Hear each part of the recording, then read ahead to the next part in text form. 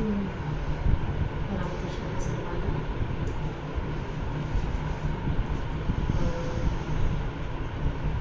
आजच्या मुलाची सेवा मी आज करणार होते माझी, पण पहिला सर माझी छोटी मला तिला खूप लागली असल्यामुळे मी ती सेवा समाप्ती करू शकले नाही. ती आता मी कंटिन्यू करते.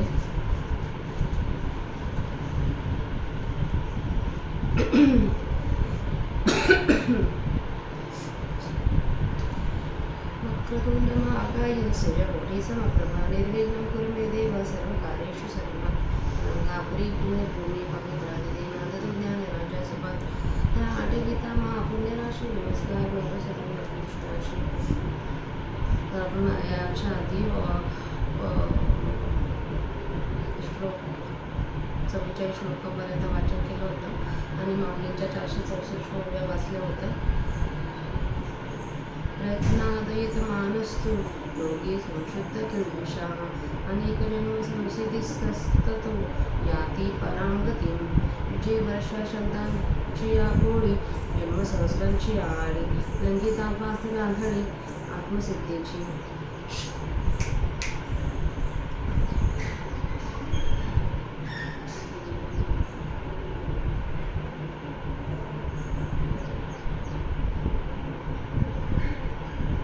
म्हणून साधनाचा काढवे अनुसरे तया स्वभावे. मग ऐके बैसे राणीवे विवेकाची पाठी विचारी तया वेगा तो विवेकोही ठाके मागा. मग अविचारणीय ते अंगा घडवणे जाणे हे तर मनाचे मेवणे विरे पवनाचे पवन फणसरे. आपण पाप नमरे आकाशही प्राणवासा माझा बुडे येतुलिने अनिर्वाचक स्वतः. म्हणून आधीचे बोल गवळे तया लागे.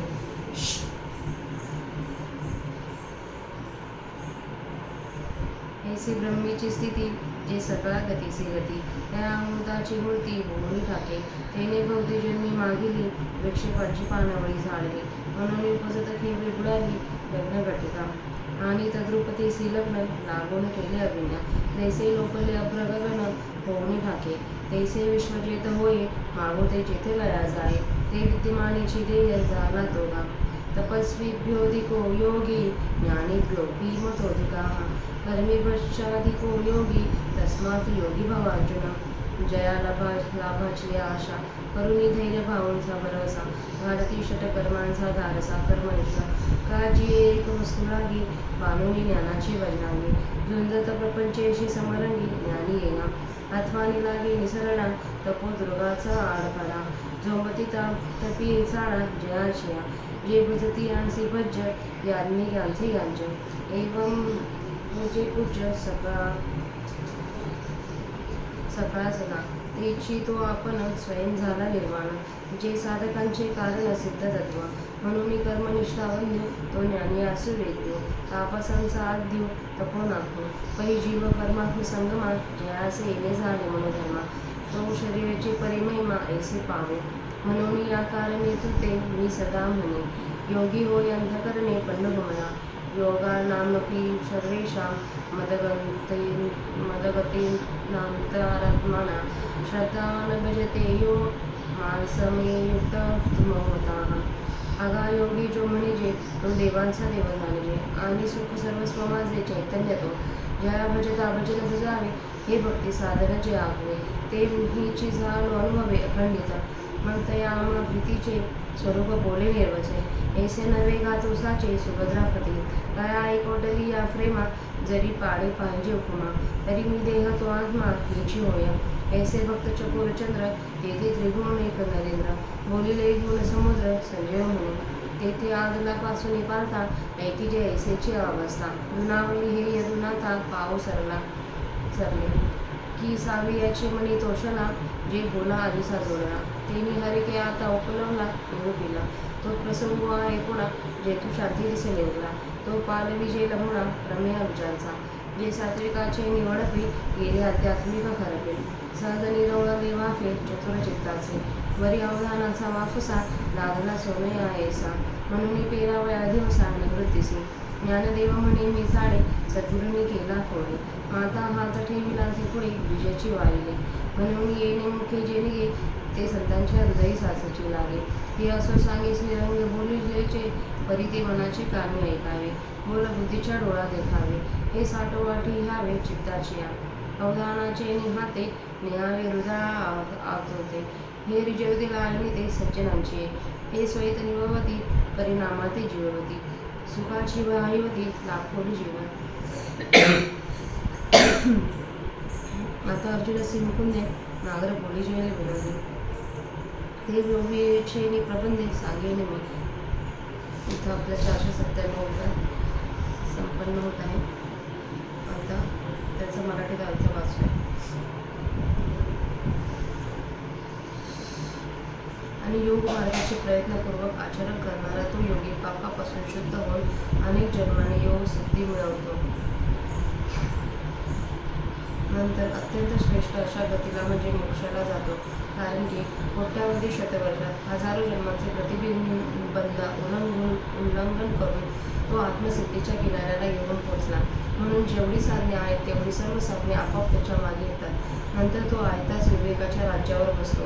नंतर विचाराच्या वेगामुळे तो विवेकही मागे राहतो आणि मग विचारांच्या पलीकडचे जे स्वरूप ते तो स्वतः बनतो. त्या ठिकाणी मनरूपी मेघ नाहीसा होतो व वाऱ्याचा चंचलपणा संपतो. आणि त्याचप्रमाणे आकाश देखील आपण आपल्यातच मुरते. तो ओंकाराच्या अर्धमात्रात लीन व्हावा इतके त्याला शब्दातील सुख मिळते. म्हणून त्याच्याविषयी शब्द अगोदरच परत मिळतो. अशी ब्रह्माची स्थिती जी सगळ्या गतींची गती आहे, त्या निराकार ब्रह्मस्थितीची ही मूर्ती होऊन राहतो. त्याने मागील अनेक जन्मात विक्षेपरूपी गैर कचरा काढून टाकला. म्हणून या जन्मी उपजता क्षणीच लग्न घटका बुडाली. त्याचा कार्यक्षम होऊन ब्रह्माशी ऐक्य होण्याची वेळ प्राप्त झाली. आणि ज्याप्रमाणे ढग नाहीसा झाला म्हणजे तो आकाशाशी एकरूप होतो, त्याप्रमाणे ब्रह्मरूपाशी त्याचे अभिज्ञतेने लग्न लागते. त्याप्रमाणे अर्जुना ज्या स्वरूपापासून विश्व उत्पन्न होते व फिरून ज्या स्वरूपी ते विश्वलीन होते, ते स्वरूप तो या देहाने होतो. तपी, ज्ञानी व कर्मी ह्यांपेक्षा योगी श्रेष्ठ आहे असे माझे मत आहे. म्हणून हे अर्जुना तू योगी हो. ज्या वस्तूच्या प्राप्तीच्या आशेने धैर्यरूपी भावांचा विश्वास धरून कर्मनिष्ठ लोक षटकर्माच्या प्रवाहामध्ये उडी टाकतात, अथवा ज्या एका वस्तूकरता ज्ञानी लोक ज्ञानाचे चिलखत अंगात घालून समरांगणामध्ये संसाराशी लढतात, अथवा तपी लोक ज्या स्वरूपप्राप्तीच्या इच्छेने तपरूपी तुटलेल्या निराधार व निसरड्या कड्यावर चढण्याचा प्रयत्न करतात, जे स्वरूप भजन करणाऱ्या लोकांच्या भजनाचा विषय आहे, जे स्वरूप यज्ञ करणाऱ्या लोकांच्या यज्ञाचा विषय आहे, याप्रमाणे जे स्वरूप सर्वांना सर्व काळी पूज्य आहे, जे स्वरूप शेवटची गती आहे, साधकांचे साध्य आहे व जे एकच सिद्ध तत्व आहे, ते स्वरूप तो योगी आपण स्वतः झाला. म्हणून तो पुरुष कर्मनिष्ठांना पूज्य आहे. ज्ञानी पुरुषात जाणण्यास तो योग्य आहे. आणि तपस्वी लोकांमध्ये तो मूळ तपोनात आहे. जीव परमात्म्याच्या ऐक्याच्या ठिकाणी ज्याच्या मनाच्या वृत्तीचे येणे झाले, तो जरी देहधारी असला तरी त्याला असला महिमा प्राप्त होतो. म्हणून या कारणास्तव हे अर्जुना तू मनाने योगी हो असे मी नेहमी तुला म्हणतो. माझ्या ठिकाणी जडलेल्या अंतःकरणाने युक्त होऊन मद्रूप होऊन जो मनुष्य श्रद्धेने माझी भजनाची त्रिपुटी मीच होऊन भक्ती करतो, तो सर्व प्रकारच्या योगांपेक्षा श्रेष्ठ प्रकारचा योग मला वाटतो. अर्जुना, योगी जो म्हणतात तो देवांचा देव जाणावा आणि माझे सुख सर्वस्व व माझा आत्मा तो आहे.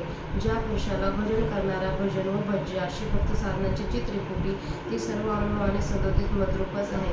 मग अर्जुना, त्याच्या आमच्या प्रेमाचे स्वरूप शब्दाने सांगता येईल असा तो खरोखर होय. त्या ऐक्यभावाच्या प्रेमाला जर योग्य उपमा हवी असेल तर मी देह व तो आत्माही होय. याप्रमाणे तेथे भक्तिरूप चकोरांचे चंद्र, त्रैलोक्याचे एकमेव राज्य व गुणांचे समुद्र असे जे श्रीकृष्ण परमात्मा ते बोलले असे संजय म्हणाला. तेथे भगवंताचे बोलणे ऐकावे अशी जी अर्जुनाला तीव्र इच्छा होती ती पहिल्यापेक्षा दुप्पट झाली असे भगवंतांना कळून चुकले. त्यामुळे त्याच्या मनात सहज संतोष उत्पन्न झाला. कारण त्यांच्या बोलण्याचे हे यथार्थ ग्रहण करणारा अर्जुनरूपी आरसा त्याला प्राप्त झाला. त्या आनंदाच्या योगाने अंतःकरण प्रफुल्लित झालेल्या श्रीकृष्ण आता सविस्तर निरूपण करतील.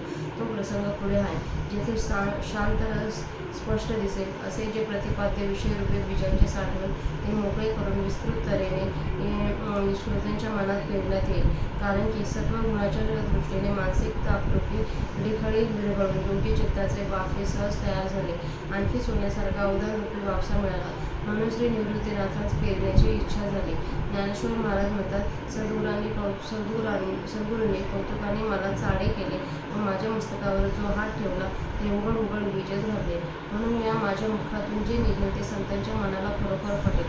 श्रोते म्हणतात, हे रूपक राहू दे, श्रीकृष्ण परमात्मा जे काही म्हणाले ते तू सांग. असे म्हणल्यावर ज्ञानेश्वर महाराज म्हणतात, मी सांगतो, पण ते मनाच्या कानाने ऐकले पाहिजे. माझे शब्द बुद्धीच्या डोळ्यांनी पाहिले पाहिजे. हे माझे शब्द चित्त देऊन त्याचा मोबदला घेतला पाहिजे. हे शब्द अवधानाच्या द्वारा मनाच्या आत घ्यावे. हे शब्द सज्जनांच्या बुद्धीला समाधान देतील. हे शब्द आत्महिताला स्थिर करतील, पूर्ण अवस्थेला जगवतील आणि जीवाला सुखाची लाखोली वाहवितील. आता अर्जुनाशी श्रीकृष्ण चांगले कौतुकाने बोलतील, ते त्याचे बोलणे मी ओवी छंदाने सांगेन. इति श्रीमद्भगवद्गीतासु उपनिषत्सु ब्रह्मविद्यायां योगशास्त्रे श्रीकृष्णार्जुन संवादे आत्मसंयम योगो नाम षष्ठोऽध्यायः. श्लोक 47 497. ओम श्री सच्चिदानंदार्पणमस्तु. अशा प्रकारे आपला ह्या दिवसाची 20वीची सेवा संपूर्ण होत आहे. इथून पुढच्या सेवेत 7वा अध्याय सुरू होत आहे. रामकृष्ण हरी. सर्वांना.